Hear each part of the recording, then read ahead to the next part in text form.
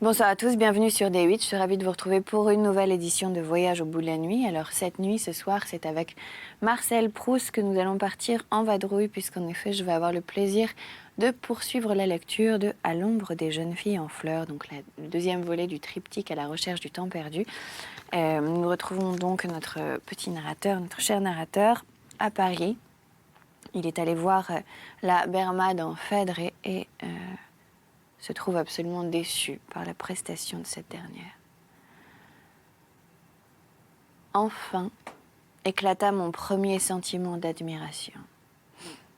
Il fut provoqué par les applaudissements frénétiques des spectateurs.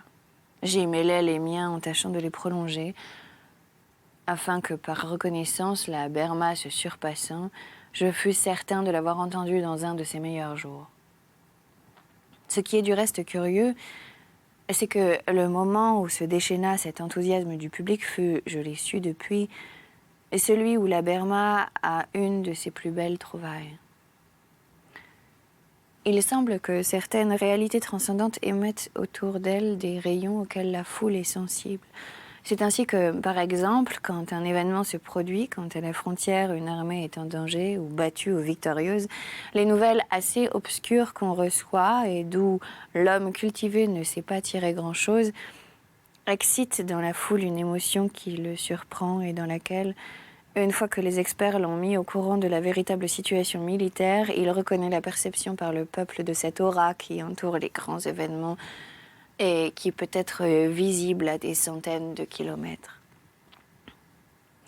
On apprend la victoire ou après coup quand la guerre est finie, ou tout de suite par la joie du concierge.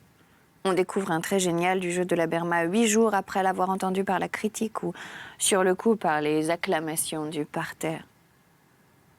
Mais cette connaissance immédiate de la foule étant mêlée à cent autres toutes erronées, les applaudissements tombaient le plus souvent à faux, sans compter qu'ils étaient mécaniquement soulevés par la force des applaudissements antérieurs, comme dans une tempête. Une fois que la mer a été suffisamment remuée, elle continue à grossir, même si le vent ne s'accroît plus. N'importe, au fur et à mesure que j'applaudissais, il me semblait que la Berma avait mieux joué. Au moins, disait à côté de moi une femme assez commune, elle se dépense celle-là, elle se frappe à se faire mal, elle court, parlez-moi de ça, c'est joué. Et heureux de trouver ces raisons de la supériorité de la Berma, tout en me doutant qu'elle ne l'expliquait pas plus que celle de la Joconde ou du Persée de Benvenuto, l'exclamation d'un paysan, c'est bien fait tout de même, c'est tout en or, c'est du beau qu'elle travaille. Je partageais avec ivresse le vin grossier de cet enthousiasme populaire. Je n'en sentis pas moins le rideau tomber, un désappointement que ce plaisir que j'avais tant désiré n'eût pas été plus grand, mais en même temps le besoin de le prolonger, de ne pas quitter pour jamais en sortant de la salle cette vie du théâtre qui pendant quelques heures avait été la mienne et dont je me serais arrachée comme en un départ pour l'exil en rentrant directement à la maison, si je n'avais espéré d'y apprendre beaucoup sur la Berma par son admirateur auquel je devais qu'on m'eût permis d'aller à Phèdre, monsieur de Norpois. Je lui fus présentée avant le dîner par mon père qui m'appela pour cela dans son cabinet. À mon entrée, l'ambassadeur se leva, me tendit la main, inclina sa haute taille et fixa attentivement sur moi ses yeux bleus. Comme les étrangers de passage qui lui étaient présentés au temps où il représentait la France étaient plus ou moins, jusqu'aux chanteurs connus, des personnes de marque et dont il savait alors qu'il pourrait dire plus tard, quand on prononcerait leur nom à Paris ou à Pétersbourg, qu'il se rappelait parfaitement la soirée qu'il avait passée avec eux à Munich ou à Sofia. Il avait pris l'habitude de leur marquer par son affabilité la satisfaction qu'il avait de les connaître. Mais de plus, persuadé que dans la vie des capitales, au contact à la fois des individualités intéressantes qui les traversent et des usages du peuple qui les habite, on acquiert une connaissance approfondie et que les livres ne donnent pas de l'histoire, de la géographie, des mœurs des différentes nations, du mouvement intellectuel de l'Europe. Il exerçait sur chaque nouveau venu ses facultés aiguës d'observateur afin de savoir de suite à quelle espèce d'homme il avait affaire. Le gouvernement ne lui avait plus depuis longtemps confié de poste à l'étranger, mais Dès qu'on lui présentait quelqu'un, ses yeux, comme s'il n'avait pas reçu notification de sa mise en disponibilité, commençaient à observer avec fruit, cependant que, par toute son attitude, il cherchait à montrer que le nom de l'étranger ne lui était pas inconnu. Aussi, tout en me parlant avec bonté et de l'air d'importance d'un homme qui sait sa vaste expérience, il ne cessait de m'examiner avec une curiosité sagace et pour son profit, comme si j'eusse été quelque usage exotique, quelque monument instructif ou quelque étoile en tournée. Et de la sorte, il faisait preuve à la fois à mon endroit de la majestueuse amabilité du sage mentor et de la curiosité studieuse du jeune Anacharsis. Il ne m'offrit absolument rien pour la revue des deux mondes, mais me posa un certain nombre de questions sur ce qu'avait été ma vie et mes études, sur mes goûts dont j'entendis parler pour la première fois, comme s'il pouvait être raisonnable de les suivre, tandis que j'avais cru jusqu'ici que c'était un devoir de les contrarier. Puisqu'il me portait du côté de la littérature, il ne me détourna pas d'elle, il m'en parla au contraire avec déférence comme d'une personne vénérable et charmante, du cercle choisi de laquelle à Rome ou à Dresde, on a gardé le meilleur souvenir et qu'on regrette par suite des nécessités de la vie de retrouver si rarement.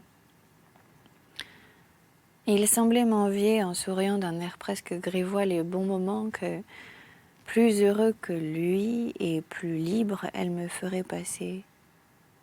Mais les termes mêmes dont il se servait me montraient la littérature comme trop différente de l'image que je m'en étais faite à Combray, et je compris que j'avais eu doublement raison de renoncer à elle. Jusqu'ici, je m'étais seulement rendu compte que je n'avais pas le don d'écrire. Maintenant, M. de Norpois m'en ôtait même le désir. Je voulus lui expliquer ce que j'avais rêvé, tremblant d'émotion. Je me serais fait un scrupule que toutes mes paroles ne fussent pas l'équivalent le plus sincère possible de ce que j'avais senti et que je n'avais jamais essayé de me formuler, c'est-à-dire que mes paroles n'eurent aucune netteté. Peut-être par habitude professionnelle, peut-être en vertu du calme qu'acquiert tout homme important dont on sollicite le conseil et qui, sachant qu'il gardera en main la maîtrise de la conversation, laisse l'interlocuteur s'agiter, s'efforcer, peiner à son aise. Peut-être aussi pour faire valoir le caractère de sa tête, selon lui grec, malgré les grands favoris. Monsieur de Norpois, pendant qu'on lui exposait quelque chose, gardait une immobilité de visage aussi absolue que si vous aviez parlé devant quelque buste antique. Et sourd, dans une glypothèque. Tout à coup, tombant comme le marteau du commissaire-priseur ou comme un oracle de Delphes, la voix de l'ambassadeur qui vous répondait vous impressionnait d'autant plus que rien dans sa face ne vous avait laissé soupçonner le genre d'impression que vous aviez produit sur lui, ni non plus l'avis qu'il allait émettre. Précisément, me dit-il tout à coup comme si la cause était jugée, et après m'avoir laissé bafouiller en face des yeux immobiles et qui ne me quittaient pas un instant, j'ai le fils d'un de mes amis qui, mutatis mutandis, est comme vous, et il prit, pour parler de nos dispositions communes, le même ton rassurant que si elles avaient été des dispositions non pas à la littérature, mais au rhumatisme, et s'il avait voulu me montrer qu'on n'en mourrait pas. Aussi a-t-il préféré quitter le Quai d'Orsay où la voie lui était pourtant toute tracée par son père et sans se soucier du qu'en dira-t-on, et il s'est mis à produire. Il n'a certes pas lieu de s'en repentir. Il a publié il y a 2 ans, il est d'ailleurs beaucoup plus âgé que vous naturellement, un ouvrage relatif au sentiment de l'infini sur la rive occidentale du lac Victoria Nyanza, et cette année un opuscule moins important mais conduit d'une plume alerte, parfois même acérée, sur le fusil à répétition dans l'armée bulgare, qui l'ont mis tout à fait hors de pair. Il a déjà fait un joli chemin, il n'est pas homme à s'arrêter en route, et je sais que sans que l'idée d'une candidature ait été envisagée, on a laissé tomber son nom 2 ou 3 fois dans la conversation, et d'une façon qui n'avait rien de défavorable à l'Académie des sciences morales. En somme, sans pouvoir dire encore qu'il soit au pinacle, il a conquis de haute lutte une fort jolie position, et le succès qui ne va pas toujours qu'aux agités et aux brouillons, aux faiseurs d'embarras qui sont presque toujours des faiseurs, le succès a récompensé sans effort. Son effort. Le succès a récompensé son effort. Mon père, me voyant déjà académicien dans quelques années respirait une satisfaction que M. de Norpois porta à son comble quand, après un instant d'hésitation pendant lequel il sembla calculer les conséquences de son acte, il me dit, en me tendant sa carte, « Allez donc le voir de ma part. Il pourra vous donner d'utiles conseils. » Me causant par ces mots une agitation aussi pénible que s'il m'avait annoncé qu'on m'embarquerait le lendemain comme mousse à bord d'un voilier. Ma tante Léonie m'avait fait héritier en même temps que de beaucoup d'objets et de meubles fort embarrassants de presque toute sa fortune liquide, révélant ainsi, après sa mort, une affection pour moi que je n'avais guère soupçonnée pendant sa vie. Mon père, qui devait gérer cette fortune jusqu'à ma majorité, consulta M. de Norpois sur un certain nombre de placements. Il conseilla des titres à faible rendement qu'il jugeait particulièrement solides, notamment les consolidés anglais et le 4% russe. Avec ces valeurs de tout premier ordre, dit M. de Norpois, si le revenu n'est pas très élevé, vous êtes du moins assuré de ne jamais en voir fléchir le capital. Pour le reste, mon père lui dit en gros ce qu'il avait acheté. M. de Norpois eut un imperceptible sourire de félicitation. Comme tous les capitalistes, il estimait la fortune une chose enviable, mais trouvait plus délicat de ne complimenter que par un signe d'intelligence, à peine avoué, au sujet de celle qu'on possédait. D'autre part, comme il était lui-même colossalement riche, il trouvait de bon goût d'avoir l'air de juger considérables les revenus moindres d'autrui, avec pourtant un retour joyeux et confortable sur la supériorité des siens. En revanche, il n'hésita pas à féliciter mon père de la composition de son portefeuille, d'un goût très sûr, très délicat, très fin. On aurait dit qu'il attribuait aux relations des valeurs de bourse entre elles et même aux valeurs de bourse en elles-mêmes quelque chose comme un mérite esthétique, d'une assez nouvelle et ignorée, dont mon père lui parla. Monsieur de Norpois, pareil à ces gens qui ont lu des livres que vous croyez seul à connaître, lui dit « Mais si, je me suis amusée pendant quelque temps à la suivre dans la côte. Elle était intéressante. » avec le sourire rétrospectivement captivé d'un abonné qui a lu le dernier roman d'une revue par tranche en feuilleton. Je ne vous déconseillerais pas de souscrire à l'émission qui va être lancée prochainement. Elle est attrayante, car on vous offre les titres à des prix tentants. Pour certaines valeurs anciennes, au contraire, mon père, ne se rappelant plus exactement les noms, facile à confondre avec ceux d'actions similaires, ouvrit un tiroir et montra les titres eux-mêmes à l'ambassadeur. Leur vue me charma. Ils étaient enjolivés de flèches, de cathédrales et de figures allégoriques comme certaines vieilles publications romantiques que j'avais feuilletées autrefois. Tout ce qui est d'un même temps se ressemble. Les artistes qui illustrent les poèmes d'une époque sont les mêmes que font travailler pour elles les sociétés financières. Et rien ne fait mieux penser à certaines livraisons de Notre-Dame de Paris et d'œuvres de Gérard de Nerval, telles qu'elles étaient accrochées à la devanture de l'épicerie de Combray, que, dans son encadrement rectangulaire et fleuri, que supportaient des divinités fluviales, une action nominative de la Compagnie des Eaux. Mon père avait pour mon genre d'intelligence un mépris suffisamment corrigé par la tendresse pour qu'au total, son sentiment sur tout ce que je faisais fût une indulgence aveugle. Aussi n'hésita-t-il pas à m'envoyer chercher un petit poème en prose que j'avais fait autrefois à Combray en revenant d'une promenade. Je l'avais écrit avec une exaltation qui me semblait devoir communiquer à ceux qui le liraient. Mais elle ne dut pas gagner M. de Norpois, car ce fut sans me dire une parole qu'il me le rendit. Ma mère, pleine de respect pour les occupations de mon père, vint demander timidement si elle pouvait faire servir. Elle avait peur d'interrompre une conversation où elle n'aurait pas eu à être mêlée. Et en effet, à tout moment, mon père rappelait au marquis quelques mesures utiles qu'ils avaient décidé de soutenir à la prochaine séance de la commission. Et il le faisait sur le ton particulier qu'ont ensemble, dans un milieu différent, pareil en cela à deux collégiens, deux collègues à qui leurs habitudes professionnelles créent des souvenirs communs ou n'ont pas accès les autres et auxquels ils s'excusent de se reporter devant eux. Mais la parfaite indépendance des muscles du visage à laquelle M. de Norpois était arrivé lui permettait d'écouter sans avoir l'air d'entendre. Mon père finissait par se troubler. J'avais pensé à demander l'avis de la commission, disait-il à M. de Norpois après de longs préambules. Alors du visage de l'aristocratique virtuose qui avait gardé l'inertie d'un instrumentaliste dont le moment n'est pas venu d'exécuter sa partie, sortait avec un débit égal sur un ton aigu et comme ne faisant que finir, mais confier cette fois à un autre timbre la phrase commencée, que bien entendu vous n'hésiterez pas à réunir, d'autant plus que les membres vous sont individuellement connus et peuvent facilement se déplacer. Ce n'était pas évidemment en elle-même une terminaison bien extraordinaire. Mais l'immobilité qui l'avait précédée la faisait se détacher avec la netteté cristalline, l'imprévu quasi malicieux de ces phrases par lesquelles le piano, silencieux jusque-là, réplique au moment voulu au violoncelle qu'on vient d'entendre dans un concerto de Mozart. « Eh bien, as-tu été content de ta matinée ?» me dit mon père, tandis qu'on passait à table, pour me faire briller en pensant que mon enthousiasme me ferait bien juger par M. de Norpois. Il est allé entendre la Berma tantôt. Vous vous rappelez que nous en avions parlé ensemble, dit-il en se tournant vers le diplomate, du même ton d'allusion rétrospective, technique et mystérieuse que s'il se fût agi d'une séance de la commission. Vous avez dû être enchanté, surtout si c'était la première fois que vous l'entendiez.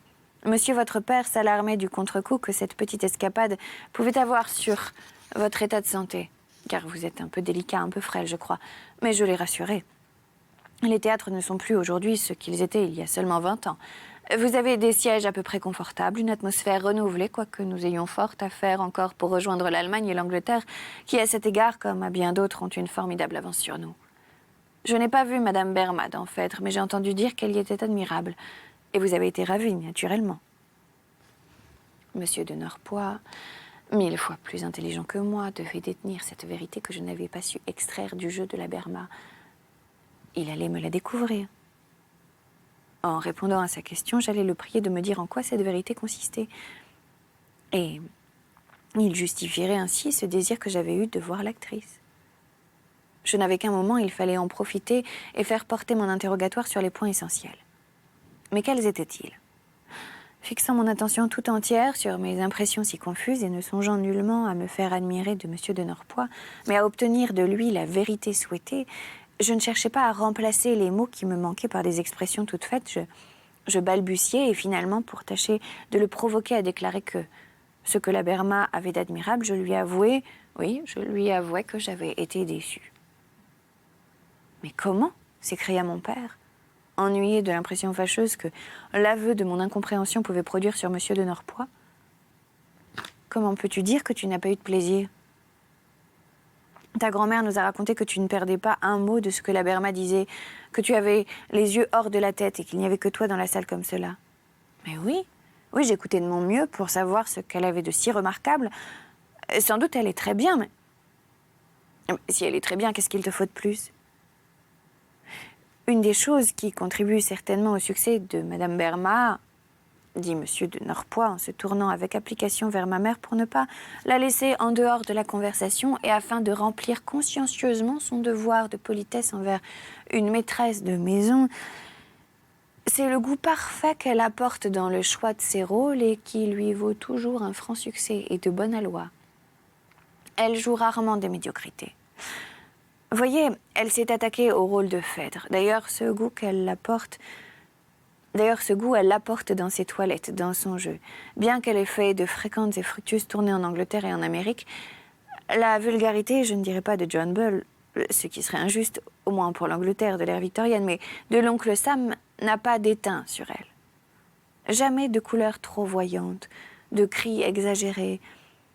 Et puis cette voix admirable qui la sert si bien et dont elle joue à ravir, je serais presque tentée de dire en musicienne. Mon intérêt pour le jeu de la Berma n'avait cessé de grandir depuis que la représentation était finie parce qu'il ne subissait plus la compression et les limites de la réalité. Mais j'éprouvais le besoin de lui trouver des explications. De plus, il s'était porté avec une intensité égale pendant que la Berma jouait sur tout ce qu'elle offrait dans l'indivisibilité de la vie à mes yeux, à mes oreilles. Il n'avait rien séparé et distingué. Aussi fut-il heureux de se découvrir une cause raisonnable dans ses éloges donnés à la simplicité, au bon goût de l'artiste, Il les attirait à lui par son pouvoir d'absorption, s'emparait d'eux comme l'optimisme d'un homme ivre des actions de son voisin dans lesquelles il trouve une raison d'attendrissement. C'est vrai, me disais-je, quelle belle voix, quelle absence de cris, quel costume simple. Quelle intelligence d'avoir été choisir Phèdre. Non, je n'ai pas été déçue. Le bœuf froid aux carottes fit son apparition. Couché par le Michel-Ange de notre cuisine sur d'énormes cristaux de gelée pareils à des blocs de quartz transparents. « Vous avez un chef de tout premier ordre, madame, » dit M. de Norpois. « Et ce n'est pas peu de chose. Moi qui ai eu à l'étranger à tenir un certain train de maison, je sais combien il est souvent difficile de trouver un parfait maître que. Ce sont de véritables agages, ce sont de véritables agapes auxquels vous nous aviez conviés là. » Et en effet, Françoise, surexcitée par l'ambition de réussir pour un invité de marque, un dîner enfin semé de difficultés dignes d'elle, s'était donné une peine qu'elle ne prenait plus quand nous étions seuls et avait retrouvé sa manière incomparable de combrer. Voilà ce qu'on ne peut obtenir au cabaret. Je dis dans les meilleurs, une daube de bœuf où la gelée ne sente pas la colle et où le bœuf est pris parfum des carottes. C'est admirable. Permettez-moi d'y revenir, ajouta-t-il en faisant signe qu'il voulait encore de la gelée. Je serais curieux de juger votre vatel maintenant sur un mets tout différent. Je voudrais par exemple le trouver aux prises avec le bœuf stroganoff. Monsieur de Norpois, pour contribuer lui aussi à l'agrément du repas, nous servit diverses histoires dont il régalait fréquemment ses collègues de carrière, tantôt citant une période ridicule dite par un homme politique coutumier du fait et qui les faisait longues et pleines d'images incohérentes, tantôt telle formule lapidaire d'un diplomate plein d'atticisme. Mais à vrai dire, le critérium qui distinguait pour lui ces deux ordres de phrases ne ressemblait en rien à celui que j'appliquais à la littérature. Bien des nuances m'échappaient. Des mots qu'il récitait en s'esclaffant ne me paraissaient pas très différents de ceux qu'il trouvait remarquables. Il appartenait au genre d'homme qui, pour les œuvres que j'aimais, eût dit « Alors, vous comprenez ? Moi, j'avoue, je ne comprends pas, je ne suis pas initié. » Mais j'aurais pu lui rendre l'appareil, je ne saisissais pas l'esprit ou la sottise, l'éloquence ou l'enflure qu'il trouvait dans une réplique ou dans un discours, et l'absence de toute raison perceptible pourquoi ceci était mal et ceci bien, faisait que cette sorte de littérature m'était plus mystérieuse, me semblait plus obscure qu'aucune.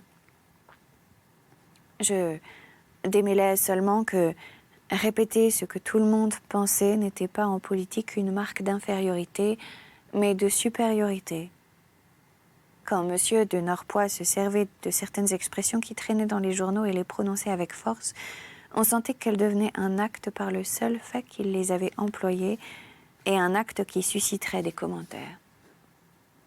Ma mère comptait beaucoup sur la salade d'ananas et de truffes, mais l'ambassadeur, après avoir exercé un instant sur le mets et la pénétration de son regard d'observateur, la mangea en restant entouré de discrétion diplomatique et ne nous livra pas sa pensée. Ma mère insista pour qu'il en reprît, ce que fit M. de Norpois, mais en disant seulement, au lieu du compliment qu'on espérait, « J'obéis, madame, puisque je vois que c'est là, de votre part, un véritable oukase. » Nous avons lu dans les feuilles que vous vous étiez entretenu longuement avec le roi Théodose, lui dit alors mon père. En effet, le roi, qui a une rare mémoire des physionomies, a eu la bonté de se souvenir, en m'apercevant à l'orchestre, que j'avais eu l'honneur de le voir pendant plusieurs jours à la cour de Bavière, quand il ne songeait pas à son trône oriental. Un aide de camp est venu me dire d'aller saluer Sa Majesté, à l'ordre de qui je me suis naturellement empressée de déférer. Avez-vous été content des résultats de son séjour ? Enchantée. Voilà, c'est là-dessus que nous allons nous arrêter sur ce dialogue entre M. de Norpois et le père de notre cher narrateur. Je vous remercie de nous avoir suivis. C'était donc Voyage au bout de la nuit. Vous pouvez nous retrouver sur les réseaux sociaux, #VBN. Et quant à moi, je vous dis à très bientôt sur notre chaîne pour de nouvelles aventures littéraires. Passez une excellente nuit si vous vous couchez et une très bonne journée si vous vous réveillez. Salut!